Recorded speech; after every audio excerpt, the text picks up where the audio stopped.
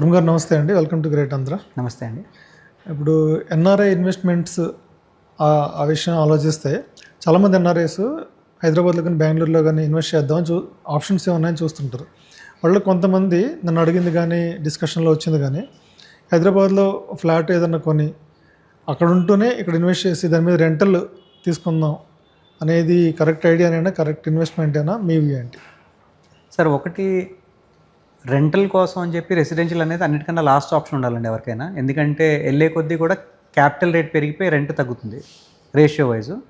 So పెద్ద సిటీస్లో అన్నింటిలోని 2%, 2.5% దాటి రెంటల్స్ ఉండవండి ఇన్వెస్ట్మెంట్కి. సో మనం యూఎస్లో ఉండి ఇండియాలో ఒక ప్రాజెక్టు, అందులో ఒక అపార్ట్మెంట్ తీసుకున్నాం అనుకోండి ఎగ్జాంపుల్.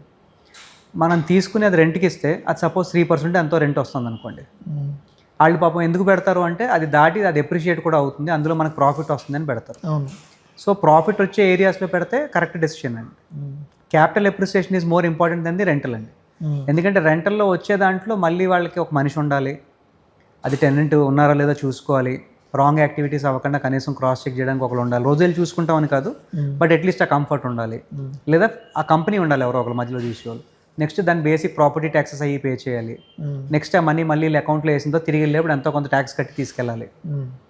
ఇవన్నీ పక్కకు పెడితే ఇన్ని సంవత్సరాల నుంచి పాపం వాళ్ళు డాలర్ ఎక్స్చేంజ్ చేసి ఇండియన్ రూపీలో కన్వర్ట్ చేస్తే రెంటల్ కన్నా కూడా రూపీ డెప్రిసియేషన్ వాళ్ళని ఎక్కువ హర్ట్ చేసిందండి. ఇప్పుడు నేను $67 ఉన్నప్పుడు పర్లేదులే అని చెప్పి ఇండియాలో పెట్టాను అనుకోండి, అది 87 అయింది అనుకోండి. నేను తిరిగి తీసుకెళ్ళేప్పుడు ఇంకొక $20 ఎక్స్ట్రా ఇస్తే కానీ నాకు $1 రాదు కదండి. సో రెసిడెన్షియల్ రెంటల్ కోసం కన్నా కూడా ఎర్లీ స్టేజ్ ఇన్వెస్ట్మెంట్, బాగా తెలిసిన వాళ్ళు లేదా నమ్మకమైన బ్రాండో, లేదా వాళ్ళు తెలిసిన వాళ్ళు ఎవరైనా ఇక్కడ ఉంటేనో, సో వాళ్ళు రెసిడెన్షియల్లో ఎర్లీ స్టేజ్లో ఇన్వెస్ట్ చేస్తే capital appreciation plus rental is a good option అండి. లేదు అంటే నాకు తెలిసి ఫ్యూచర్ అంతా మెల్లగా రీట్స్ అయిపోతుందండి, రియల్ ఎస్టేట్ ఇన్వెస్ట్మెంట్ ట్రస్ట్.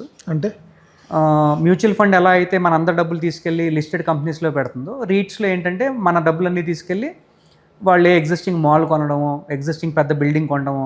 ఇప్పుడు మన అందరం కలిపి వెళ్ళి మైక్రోసాఫ్ట్ బిల్డింగ్ అమ్మకానికి ఉందండి, 9% రెంట్ వస్తుందని మీకు తెలిసింది, మీరు కొనగలరా? లేదు. అది ఒక 600 కోట్లు అంటాడు ఎగ్జాంపుల్. 600 కోట్లు అంటే మీ దగ్గర నిజంగా 3 కోట్లు ఉన్నా సరే మీరు ఆలోచించరు, 30 కోట్లు ఉన్నా మీరు ఆలోచించరు.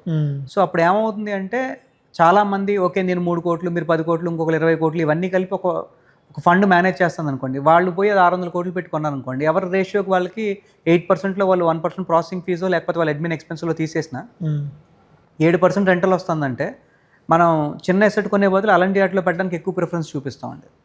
ఎందుకంటే ఒకటి అది Microsoft, 2 prime building, tenant guarantee, rent బాగుంది, అందులో ఒక ముక్క నాది. 2 మనం వెళ్ళే కొద్దీ మన నెక్స్ట్ జనరేషన్ పాస్ ఆన్ చేద్దామంటే వాళ్ళకి ఆ ఫిజికల్ డాక్యుమెంట్లు, పొలాలు, కంచులు ఇవన్నీ అర్థం కావండి. వాళ్ళకి ఇది ఇంకా ఈజీగా అర్థం అవుతుంది. ఓకే ఒక డాక్యుమెంట్ ఉంది, దీనికి నేను ఓనరు, ఇది ఇలా ట్రాన్స్ఫర్ అవుతుంది, నాకు ఎవ్రీ మంత్ అకౌంట్లో ఇన్ని డబ్బులు పడతాయి, ఇది రెంట్. సో వెళ్ళే కొద్దీ కూడా నాకు తెలిసి స్ట్రక్చర్డ్ ఇన్వెస్ట్మెంట్స్ పెరిగిపోతాయండి. ఈ ఎవరున్నారు ఇప్పుడు స్టార్ట్ అయిందండి, రీట్ స్టార్ట్ అయిందండి. అది మీరు నేను మాట్లాడాలంటే చాలా డీటెయిల్ ఎపిసోడ్ చేయాలి. ఓకే, దాని గురించి మళ్ళీ మాట్లాడదాం. అట్లనే మీరు ఇందాక అన్నట్టు ఎన్ఆర్ఎస్ ఆల్రెడీ 2-3 ఇన్వెస్ట్మెంట్స్ ఉన్నాయి. నాకు ఫ్లాట్ ఎందుకు కొంటున్నారు అంటే ఇప్పుడు ల్యాండ్ కొనాలనుకోండి, రిస్క్ ఎక్కడ కొనాలి, కరెక్టా కాదా, ఎవడో ఆక్యుపై చేస్తాడు, సేఫ్ ఇన్వెస్ట్మెంట్ కింద ఫ్లాట్ కొంటున్నారు. అవునండి. ఫ్లాట్ కానీ కమర్షియల్ ఏదైనా దొరికితే, తెలిసిన బిల్డర్ ఎవరైనా దొరికితే, ఇంకా అలాంటప్పుడు రెంట్ తప్ప ఇంకా ఆప్షన్ ఏముంటుంది?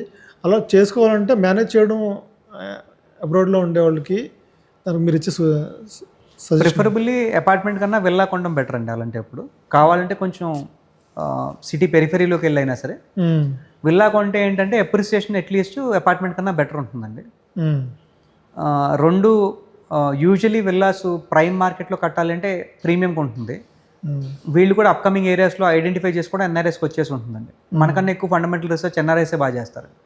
ఏ రోడ్డు ఎటైపు కనెక్ట్ అవుతుంది, ఆన్లైన్ ఎటైపు బజ్ వెళ్తుంది, ఎక్కువ మంది ఎటైపు మాట్లాడుతున్నారు, ఈ ఫస్ట్ ఫీడ్బ్యాక్ ఎన్ఆర్ఐకి ఎప్పుడైనా సరే కొంచెం కష్టపడితే వాళ్ళకి యాక్సెసిబుల్ ఇన్ఫర్మేషన్ అండి.